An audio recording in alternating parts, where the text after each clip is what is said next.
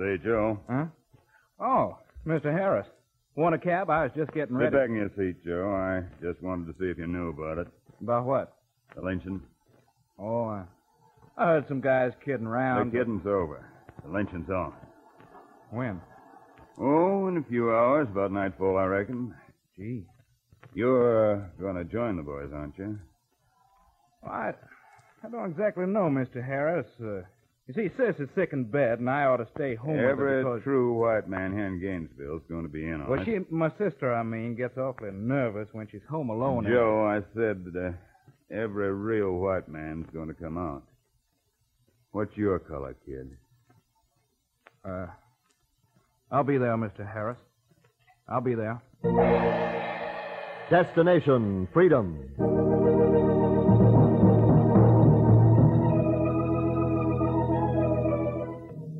Destination Freedom, dramatizations of the great democratic traditions of the Negro people, is brought to you by station WMAQ as a part of the pageant of history and of America's own Destination Freedom.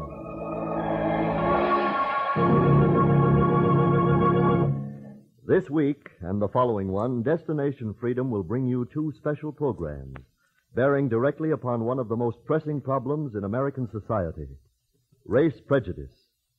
In today's chapter entitled A Garage in Gainesville, Destination Freedom analyzes the forces of prejudice and mob violence in a small southern town.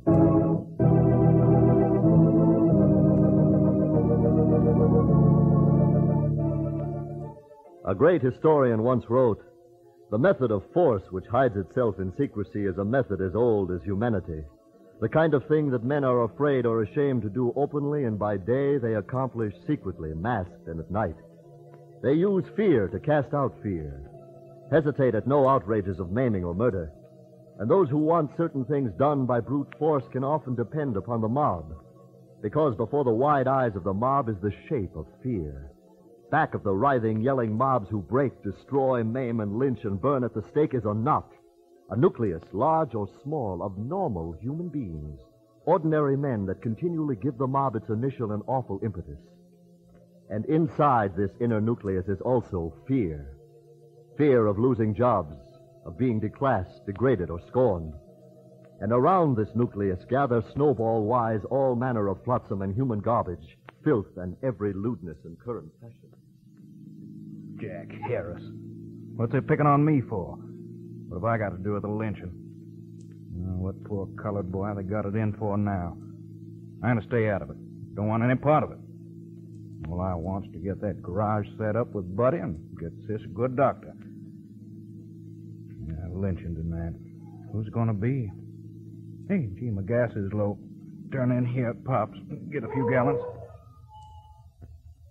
How's business, young feller? Hey, where's everybody hiding today? Give me 10 high tests, Pop. All right, 10 she'll be. Hey, you ought to pick up a whole lot of folks a little later on in the evening. Going where? To the lynching. You hear about it? Yeah, I heard. Understand, some of the boys in the Klan think the law's a little slow in catching up with the feller. What fella? One's guilty, of course. Well, who's that? One who assaulted Jack Harris's gal. Hey, you mean you didn't know about Maybelle? Oh, I know about Maybelle. She lives right up across the street from me. Well, then you should have heard. Says she was assaulted a little after 6 the day before yesterday evening. Where you been, Joe? Well, Pop, I've been so busy scraping up money to get that garage going, I haven't had time. Joe, I don't understand you. All you think about is getting that garage set up with the Negro boy. Pop, I think it's 10 gallons. Yeah, sure is. Check your oil? Yeah, sure, but hurry, will you? Okay. You need about 2 quarts. Put it in. So you're mighty anxious to get that garage set up, spite of what Harris thinks, huh? Well, we can't worry about Harris. No, guess not. You and that Negro boy, what's his name, Buddy, about the best mechanics in the county. When you get together, with you pulling in all the white trade and him pulling in all the colored trade, Harris is going to have a hard time keeping his garage going. Ever thought of that? Yeah. Ain't much I don't hear about at the station. Did you hear... What? About the lynching? Who's it going to be? Oh, one of them uppity niggers over in the colored section. Who? I don't know yet. You going? No. Buddy and I got to work on that garage. You ever been at a lynching? No. I have. Yeah? Nigh on to 20 years ago, I was in Coffee County selling a good book.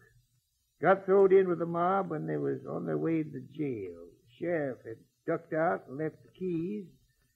They sent somebody in to get the prisoner, and the whole mob pushed in, tore up the jail, drug him out, tied him to an automobile, pulled him through the streets, and they got him out near a tree. But then the whole county knew what was to happen. It was like a holiday, son. Women got their children out of bed and brought them down to see. Somebody threw gasoline on the prisoner, and they touched it off like a torch. When it was all over, there was a good deal of scrambling for souvenirs. If they take this one out of town, you ought to do pretty good with that cab of yours tonight. I don't want to pick up anybody going there. Will you put down that hood and let me get going? All right. Don't bite my ear off.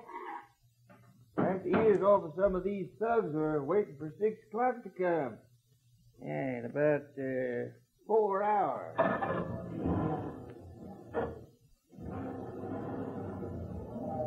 4 hours. Why does he have to tell me all that? What's he got in mind? All I want to do is mind my own business. Where's Buddy? Suppose he's at the garage. I want to drive by and tell him to play it safe tonight. Wonder who it's going to be. Gee, where are the riders today? 2:10 and I haven't picked up a soul. Hey, those guys on the corner just come out of that tavern, waving at me. Yeah, taxi. Yeah, they see me. Yeah, one's drunk. Wonder if he'll be any trouble. Maybe I ought to keep going. Oh, but I ain't had a fare all day. Can't find no garage that way. All right, you guys. What's the matter, cabby? You blind in one eye and can't see out the other? Oh, I'm sorry. Oh, Mr. Kane. Say, kid. Is this guy a friend of yours, huh? I know all cab drivers. I've arrested enough of them. Yeah, that's when you're a cop. You ain't no cop now, though. Remember that? They kicked you off. Will you shut this guy up, Meeks, and get him in the cab? Sure, Kane. Come on, Pilch. Oh, now don't crowd. You too, Carter. Come on, now. Here. man. Come on. Where to, Mr. Kane? Straight down Peachtree Street. What's your address, Meeks? 1224. Yes, sir. Now, get this, you guys. Now, we won't have to be bothered about no sheriff. But there'll be trouble aplenty from the Negro neighborhood as soon as we try to break in there to get him. But didn't Harris say we don't have to go into the colored neighborhood? Get him when he comes out. Harris had his schedule. Sure, if the guy follows that schedule, all right. But if he doesn't... Say, driver, you passed the house. Stop eavesdropping. Watch your business. Oh, I'm sorry. I didn't see the thank house. you. It's just back here. Here now. All right, Meeks. Hurry back.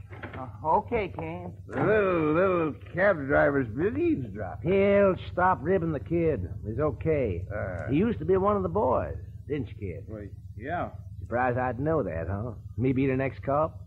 You know, I was in the Klan, too, at that time. I remember you. I can't say as I've seen you around in a while, though.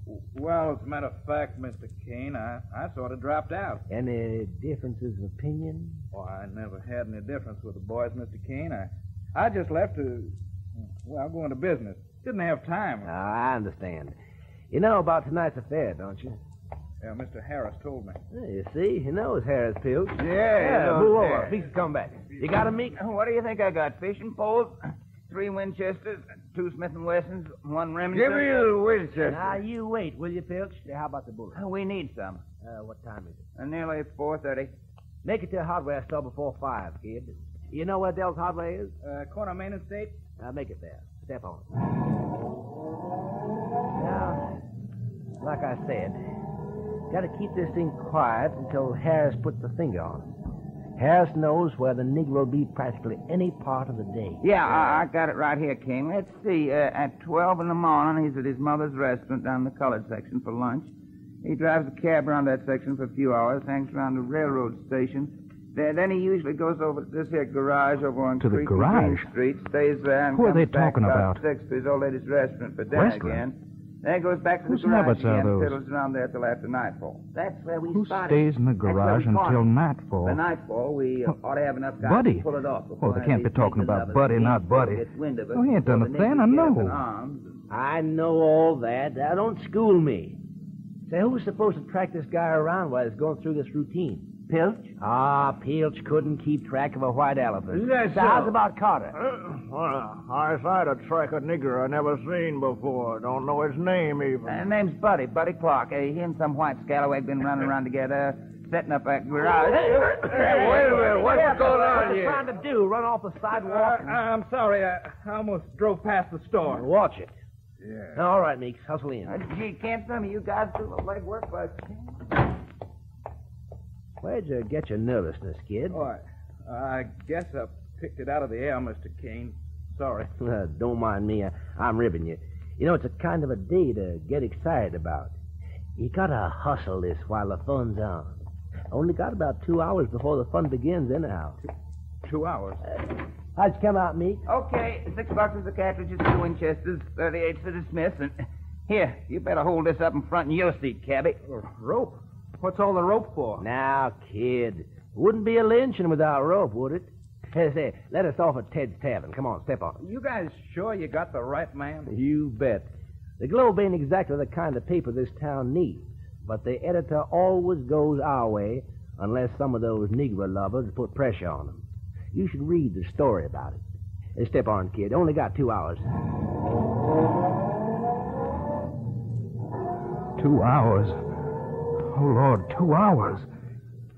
Buddy, where's Buddy? Gotta get to him. No, I'll get to the police. No, they might be with the Klan, too. Get to the newspaper. Tell them where we were day before yesterday between 6 and 7. In the garage. Oh, Lord, where's Buddy? Oh, here's Ted's Tavern. Gee, there's a crowd around it already, waiting for somebody to lead them on. All right, you guys, come on, pile out. I'll go after you. What's the bill, kid? Well, that'll be a $6.75, Mr. Kane. I'm all out. Hey, Pilch, you got anything? Sorry, guys. Meeks? I busted myself in the hardware store. Sorry, kid. Sorry. I can't buy gas without I'm sorry. I've been driving around for 2 solid hours on my own. I can't do nothing without... No, you can't do nothing with a hole in your head either. Put that gun down, Pilch. I'm sick of his yapping. We spent our last penny to help protect his lily white hide from the niggers and to make white supremacy a living fact, and he asked for a lousy fare. I said cut it, Pilch. Well, I don't like it. Kid, see Harris, the garage owner, sometime. He might make it up to you. Or else, just consider this your dues to the Klan. Drive on. Drive on. Drive where? Where's Buddy? How long have I got? Where is he? What's he doing? Hey, what about the editor? Maybe if I saw him. He's got influence with Harris, the mayor, governor, everybody. If I told him... Yeah, that's it. Go see Editor King. He'll know what to do. Casey, I'm sorry to break in like this, but I wanted you to know about the lynching they're planning. I was... Take it easy. Get your breath, kid.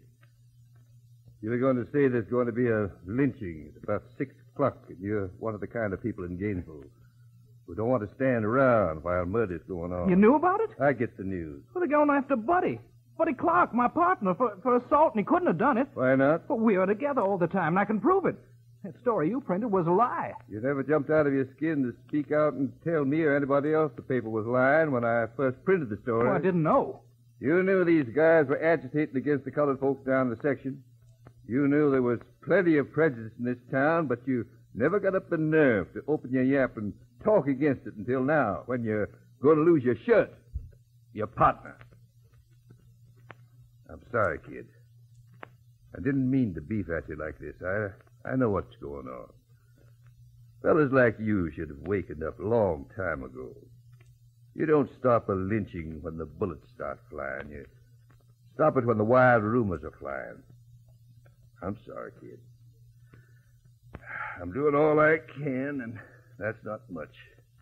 Do what you can. Get Maybelle. Get her to tell the mob it isn't so. I'll work on the governor. Now you get out of here. 4:30, and you'll have to hurry. Oh, please, Maybelle, be home. Yeah? Who is it? Me, Joe Emerson. Oh, all right, Joe. Can't you wait till I get the safety latch off? Well, little Joe taking time off from driving to come over and see little old me. Well, what's the matter? May, look. You never told me anything about you and Buddy. 'Cause there's never been anything about me and Bud. You know what I'm talking about.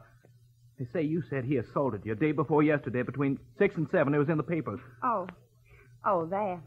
Well, sit down if you want to talk. May, what about it? Well, I didn't say it was Buddy. Who did you say? I don't know what I said. Some character came in through the window day before yesterday. I screamed. Nothing happened. He ran out. That was all was to it. I was nervous. I called Harris. He's a friend of mine. Yeah, I know. Well, he came over and said we ought to report it to the police. Said he suspected it might be somebody like Buddy. What did you say? Me? Nothing. How'd I know who it was? Harris seemed to know. Well, then why didn't you tell Harris that? Tell him good. Tell everybody so they'll know it. Tell him out loud. Don't shout at me. Look, May, they're out there looking for Buddy. A mob. In about 2 hours, Harris and his gang are going to pin it on Buddy, and they're going to lynch him. They wouldn't do that. They will do it. Tell him it wasn't him. Tell the guys around Ted's Tavern it wasn't him. Tell the editor of the Globe it wasn't him. May, what are you waiting for? I can't go out there, Joe. Why not? The boys. They said to me to stay inside. And if I didn't, there'd be trouble. They said they'd take care of everything. Well, you see what they're taking care of. I know. But I'm scared, Joe. I can't. You don't know.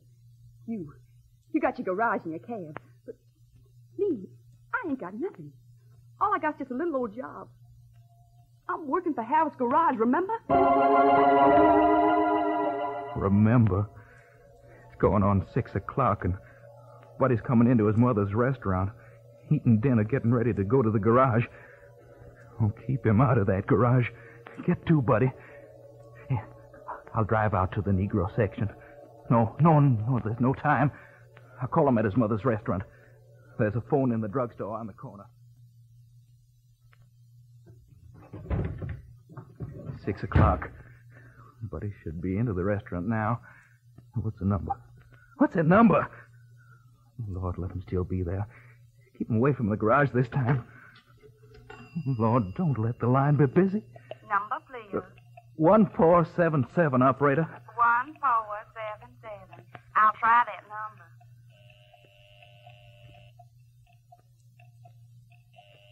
She's ringing. Mrs. Clark, someone answer it. Please answer it. Well, it must be busy in the restaurant. Why don't they answer it? Why? Shall I keep on ringing, sir? Yeah, go on. Yes, sir. Why doesn't someone answer? Why did they pick Buddy? Why did Harris say it was Buddy? Hardly knew Buddy. Hey, was it because of that garage? That afternoon in the garage when Buddy and I were working on an old car some farmer sent in to be fixed. I remember. That was it. I was working on the car, and Harris came in. Is this the new Gainesville garage I hear going up? Oh, Mr. Harris. Well, we haven't really opened up yet. No, I see you haven't. Place still looks like the old mill it used to be. You're silly not to come to work for me, boy. See you even taking in that old car one of the farmers tried to get my garage to fix. Yeah, but then I thought we'd give it the once-over. I advised the fellow to buy a new motor. From me. Well, Buddy didn't think so. Who's Buddy? Well, my partner. Hey, Buddy. I'm coming. Hey, Buddy, I want you to wait meet... a minute, look. I see what's wrong with this old crate. Hey, try this new continuity test. Yeah? Yeah, use them in the army to find shorts in almost anything. Now, if it buzzes, I found a short somewhere. Dog, that's it. A short here in the coil primary lead. Hey, you sure? That buzzer don't lie. Hey, give me a piece of tape. I'll screw the wires together like this. All right, here. Now, step on the starter. Yeah, something ought to happen.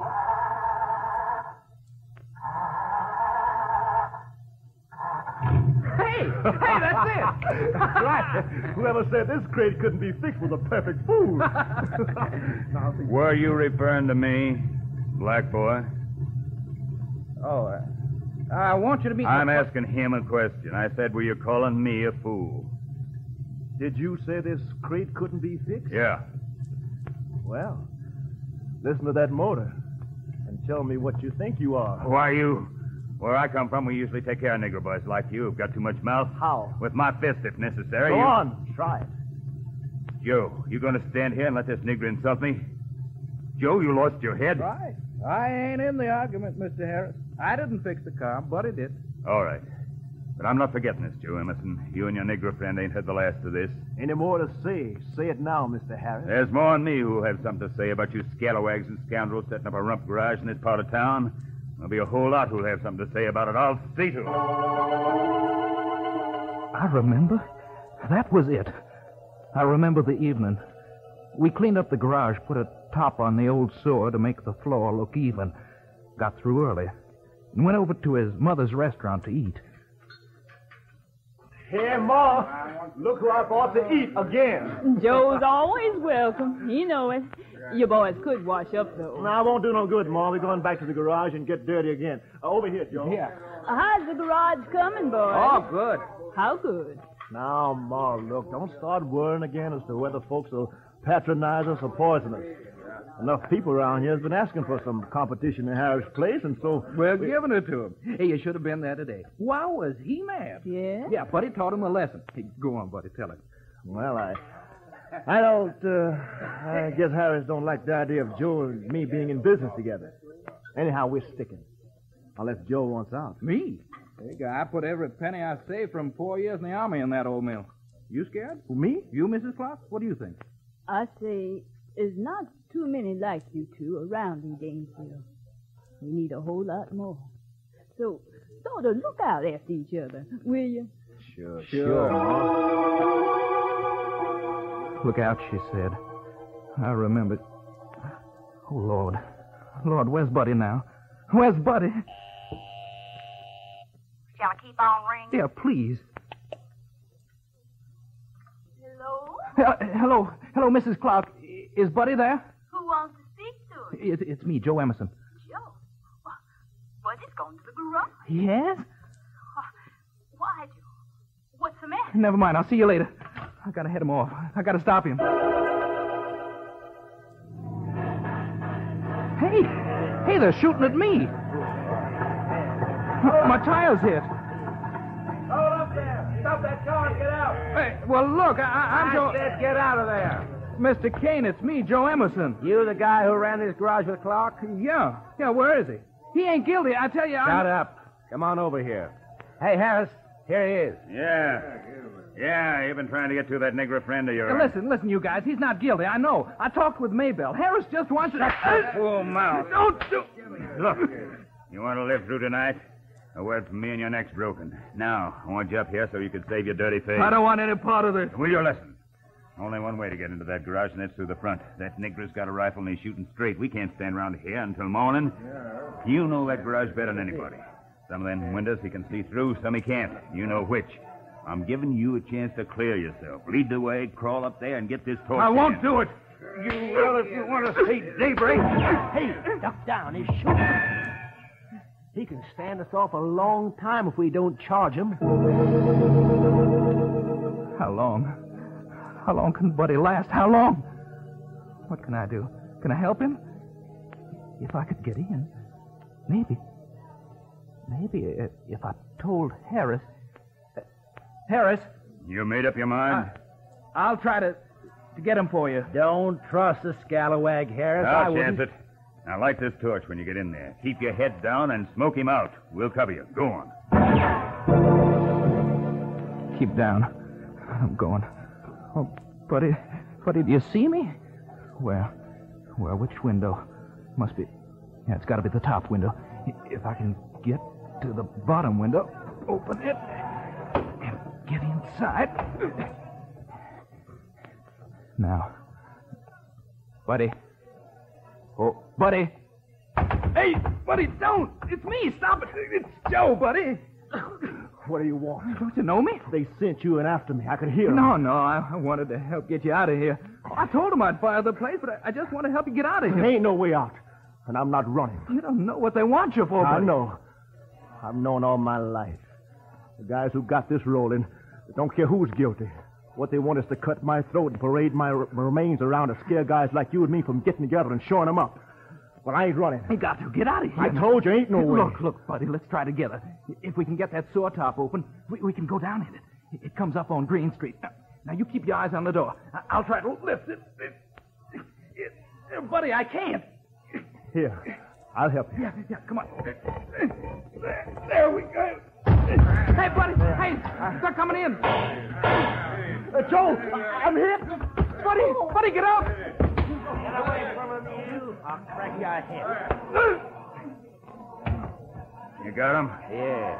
Kid tried to double cross us like you thought he would. Shall I finish him? And let white boy lay. Drag this nigger boy out of here and give him to the guys. Get on. You gonna leave this scallywag here? Leave him lay there on his belly. He's knocked out, ain't he? When he wakes up, he'll crawl off and blow town. Get that rope and come on before somebody interferes.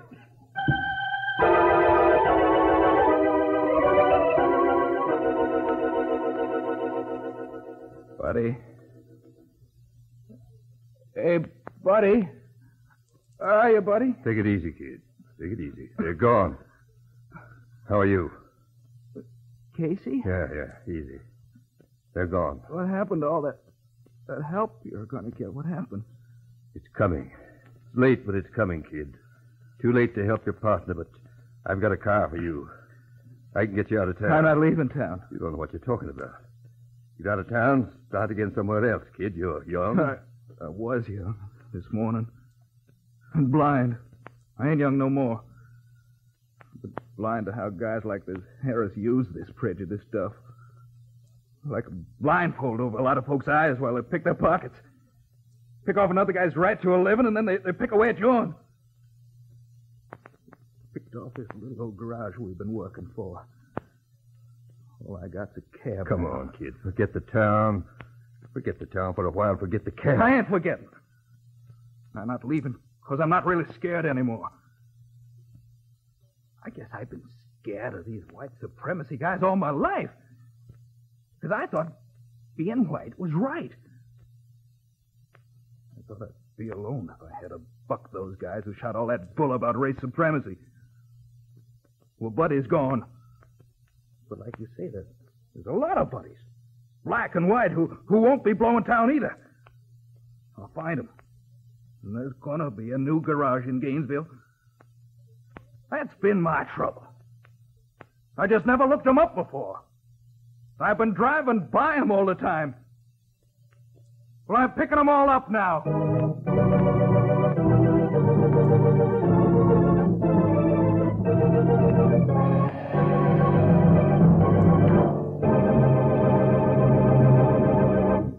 You have just heard Destination Freedom's A Garage in Gainesville, the first section of a 2-week series bearing directly upon the pressing issue of racial bigotry in our society. Destination Freedom is written by Richard Durham with Bob Gilbert as program consultant, produced under the direction of Homer Heck.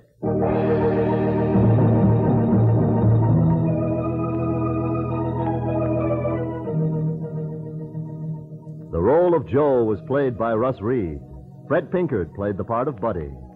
Others were Dee Monquist, Ken Griffin, Janice Kingslow, Jess Pugh, and Weslin Tilden. The special music was composed by Emil Soderstrom and was played by Elwin Owen and Jose Betancourt. Sound technicians were Cliff Mueller and Dave Squires. Control operator was Gary DeVlieg. This is George Kluge inviting you to be with us again next week when Destination Freedom will bring you the last in this special series, Dealing with Prejudice.